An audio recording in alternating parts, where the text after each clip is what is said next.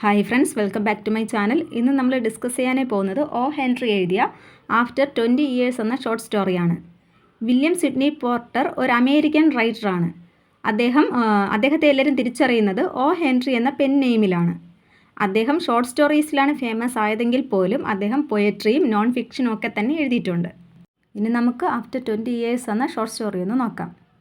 ഡ്യൂട്ടിയിലുണ്ടായിരുന്ന പോലീസുകാരൻ നഗരവീതിയിലൂടെ തികഞ്ഞ ഗാംഭീര്യത്തോടെ എന്നാൽ ആകർഷകമായ അളന്നു തൂക്കിയ കാൽവെപ്പുകളോടെ മുന്നോട്ട് നടന്നു. അദ്ദേഹത്തിൻ്റെ ആ ഗാംഭീര്യം പ്രദർശനാത്മകമായിരുന്നില്ല, മറിച്ച് നിരന്തര പരിശീലനത്തിലൂടെ ആർജിച്ച ശീലമായിരുന്നു. ആ സമയത്ത് കാഴ്ചക്കാരും കുറവായിരുന്നല്ലോ. സമയം കഷ്ടിച്ച് രാത്രി 10 മണി കഴിയുന്നതേയുള്ളൂ. പക്ഷേ മഴയുടെ രുചിയുള്ള തണുത്ത കാറ്റിൻ്റെ അലകൾ നഗരവീതിയിൽ നിന്നും ജനങ്ങളെ ഏതാണ്ട് പൂർണ്ണമായും ഒഴിവാക്കിയിരുന്നു.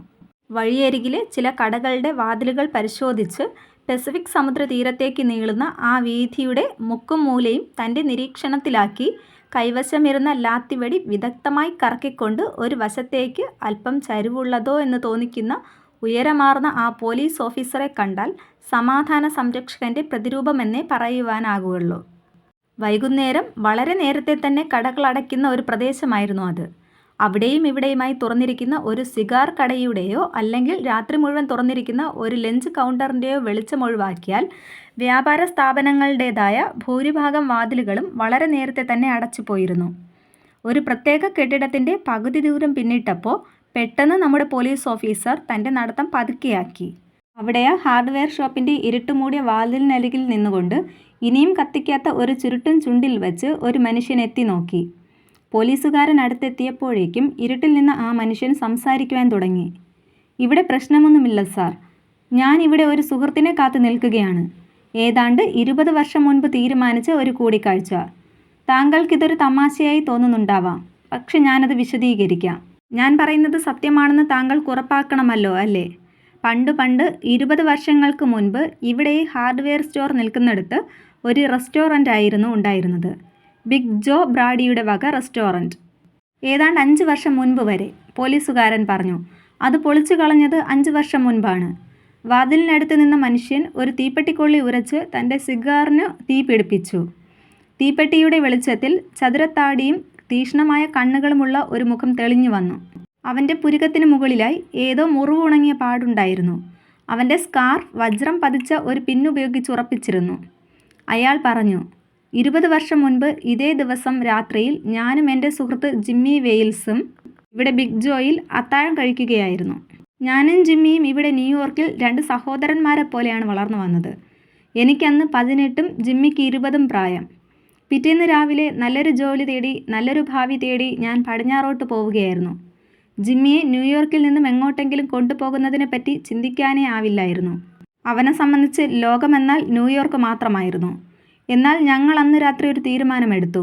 ഇനിയും 20 വർഷങ്ങൾക്ക് ശേഷം ഇതേ ദിവസം ഇതേ സമയത്ത് അന്ന് ഞങ്ങൾ ഏതവസ്ഥയിലാണെങ്കിലും എത്ര ദൂരത്ത് നിന്നാണെങ്കിലും ഇവിടെ എത്തി പരസ്പരം കണ്ടുമുട്ടുമെന്ന്. 20 വർഷങ്ങൾ കഴിയുമ്പോഴേക്കും ഞങ്ങൾ ഞങ്ങളുടെ ജീവിത ലക്ഷ്യങ്ങളോ വിധിയോ ഏതായാലും അത് നേടിയിരിക്കുമല്ലോ. ഇത് വളരെ രസകരമായിരിക്കുന്നല്ലോ.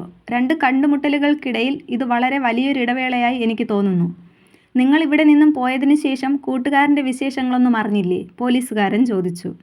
ശരിയാണ്, ഞങ്ങൾ പിരിഞ്ഞതിന് ശേഷം ഏതാണ്ട് 1-2 വർഷങ്ങൾ ഞങ്ങൾ കത്തുകൾ എഴുതാറുണ്ടായിരുന്നു. അതിനുശേഷം ഞങ്ങൾ തമ്മിലുള്ള ബന്ധം നഷ്ടപ്പെട്ടു. നിങ്ങൾക്കറിയാമല്ലോ, ഈ പടിഞ്ഞാറെന്ന് പറയുന്നത് വളരെ വലിയൊരു പ്രദേശമാണല്ലോ. പിന്നെ ഞാൻ തുടർച്ചയായി താമസം മാറ്റുകയുമായിരുന്നല്ലോ. പക്ഷേ എനിക്കറിയാം, ലോകത്തിൻ്റെ ഏത് കോണിലുണ്ടെങ്കിലും അവൻ ജീവനോടെ ഉണ്ടെങ്കിൽ ഇന്ന് എന്നെ കാണാൻ ഇവിടെ വരുമെന്ന് എനിക്കറിയാം. കാരണം ലോകത്തിലേക്കും വച്ച് ഏറ്റവും സത്യസന്ധനും കരളുറപ്പുള്ളവനുമായ മനുഷ്യനാണ് ജിമ്മി. അവൻ ഒരിക്കലും ഇന്നേ ദിവസം മറക്കില്ല. ഈ വാതിൽക്കൽ കാത്തു നിൽക്കാനായി ഞാൻ ആയിരക്കണക്കിന് മൈലുകൾ താണ്ടി ഇവിടെ വന്നു. എൻ്റെ കൂട്ടുകാരനെ കാണുവാനായാൽ ഈ യാത്രയൊന്നും ഒന്നുമല്ല. രത്നങ്ങൾ പതിപ്പിച്ച അടപ്പ് പിടിപ്പിച്ച ഒരു വാച്ച് പോക്കറ്റിൽ നിന്ന് എടുത്തു നോക്കിക്കൊണ്ട് അയാൾ പറഞ്ഞു. 10 മണിയാകുവാൻ 3 മിനിറ്റ് കൂടി. റെസ്റ്റോറൻറ്റിൻ്റെ വാതിൽക്കൽ നിന്നും ഞങ്ങളന്ന് പിരിഞ്ഞത് കൃത്യം 10 മണിക്കായിരുന്നു. പടിഞ്ഞാറ് നിങ്ങൾ നന്നായി സമ്പാദിച്ചു അല്ലേ? പോലീസുകാരൻ ചോദിച്ചു. എന്ത് സംശയം? അവൻ ജിമ്മി അതിൻ്റെ പകുതിയെങ്കിലും നേട്ടമുണ്ടാക്കി എന്ന് ഞാൻ പ്രതീക്ഷിക്കുന്നു. നിങ്ങൾക്കറിയാമോ, ജിമ്മി അവൻ ഒരു നല്ല മനുഷ്യനും സ്ഥിര ഉത്സാഹിയും കൂടിയായിരുന്നു. പടിഞ്ഞാറ് എനിക്ക് കുറേ പേരുമായി മത്സരിക്കേണ്ടി വന്നു. ഇവിടെ ന്യൂയോർക്കിൽ ജീവിതം പാതാളത്തിലൂടെ ഓടുന്ന വണ്ടി പോലെയാണ്. പടിഞ്ഞാറ് കത്തിമുനയിലൂടെ നടക്കുന്നത് പോലെയും. പോലീസുകാരൻ കയ്യിലെ ലാത്തിവടി കറക്കിക്കൊണ്ട് 1-2 സ്റ്റെപ്പ് മുന്നോട്ട് വച്ചു. ഞാൻ എൻ്റെ ജോലി ചെയ്യട്ടെ. താങ്കളുടെ കൂട്ടുകാരൻ വന്നെത്തുമെന്ന് പ്രതീക്ഷിക്കുന്നു. ഒരു പക്ഷേ അയാൾ സമയത്ത് വന്നില്ലെങ്കിലോ?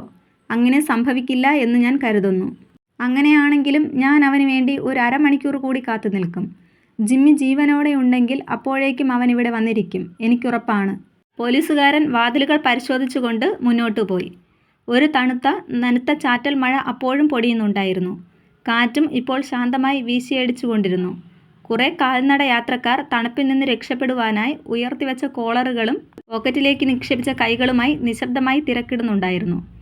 ആ ഹാർഡ്വെയർ സ്റ്റോറിന് മുന്നിൽ തൻ്റെ പ്രിയപ്പെട്ട കൂട്ടുകാരനെ കാണുവാനായി ആയിരങ്ങളോളം മൈലുകൾ അകലെ നിന്ന് വന്ന ആ മനുഷ്യൻ ഉറപ്പൊന്നുമില്ലാതെ അവൻ്റെ ചുരുട്ടും പുകച്ചുകൊണ്ട് കാത്തുനിന്നു. ഏതാണ്ട് 20 മിനിറ്റോളം അയാൾ കാത്തുനിന്നു. ഉയരമുള്ള നീളമുള്ള കോട്ട് ധരിച്ച് കോട്ടിൻ്റെ കോളർ ചെവിയോളം ഉയർത്തി വെച്ച് ഒരാൾ വഴിയുടെ എതിർവശത്ത് നിന്നും തിരക്കിട്ട് വന്നു. അയാൾ നേരെ കാത്തു നിൽക്കുന്ന മനുഷ്യൻ്റെ അടുത്തേക്ക് വന്നുകൊണ്ട് സംശയഭാവത്തോടെ ചോദിച്ചു, ഇത് നീ തന്നെയാണോ ബോബേ? ഇത് നീ തന്നെയാണോ ജിമ്മി വെയിൽസ്? കാത്തുനിന്ന മനുഷ്യൻ സന്തോഷത്തോടെ തിരിച്ചു ചോദിച്ചു. വന്നയാൾ മറ്റേയാളുടെ കൈകൾ രണ്ടും സ്വന്തം കൈകളിൽ എടുത്തുകൊണ്ട് പറഞ്ഞു, ദൈവം അനുഗ്രഹിക്കട്ടെ, ഇത് ബോബ് തന്നെ. എനിക്കറിയാമായിരുന്നു നിങ്ങൾ ജീവനോടെയുണ്ടെങ്കിൽ ഇവിടെ വച്ച് നിന്നെ കണ്ടെത്താനാവുമെന്ന്.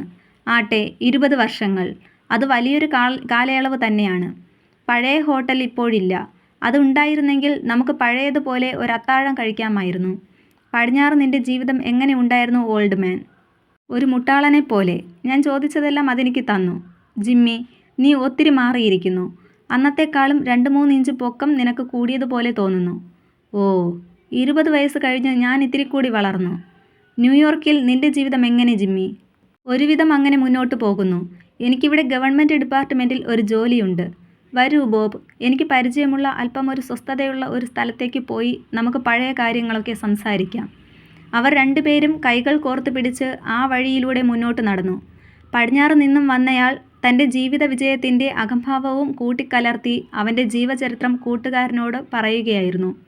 തൻ്റെ ഓവർകോട്ടിൽ പൂർണ്ണമായി മറഞ്ഞിരുന്ന് മറ്റേയാൾ അവൻ്റെ സംസാരം താൽപ്പര്യത്തോടെ ശ്രദ്ധിച്ചു.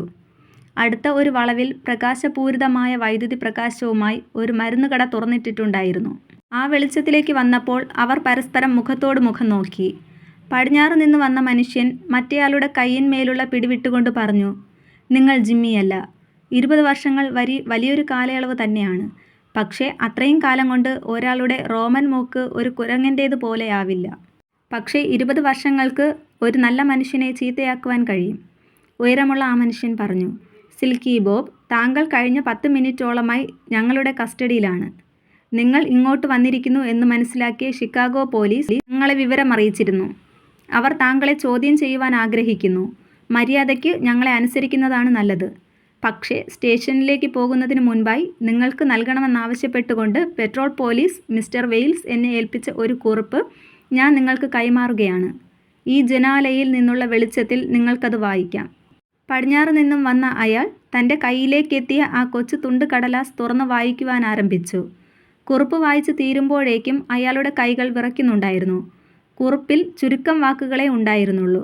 ബോബ്, നമ്മൾ തീരുമാനിച്ചിരുന്ന സ്ഥലത്ത് തീരുമാനിച്ചിരുന്ന സമയത്ത് ഞാൻ എത്തിയിരുന്നു. നീ നിന്റെ സിഗാർ കത്തിക്കുവാനായി തീപ്പെട്ടി ഉരച്ചപ്പോൾ ആ വെളിച്ചത്തിൽ നിന്റെ മുഖം ഷിക്കാഗോ പോലീസ് അന്വേഷിക്കുന്ന കുറ്റവാളിയുടേതാണെന്ന് ഞാൻ മനസ്സിലാക്കി. എന്തുകൊണ്ടോ എന്നെക്കൊണ്ട് അതിനാവില്ലായിരുന്നു നിന്നെ അറസ്റ്റ് ചെയ്യുവാൻ. അതുകൊണ്ട് ഞാൻ പോയി മഫ്തിയിലുള്ള സാധാരണ വേഷധാരിയായ ഒരു ഓഫീസറെ പറഞ്ഞു വിടുകയായിരുന്നു. ജിമ്മി.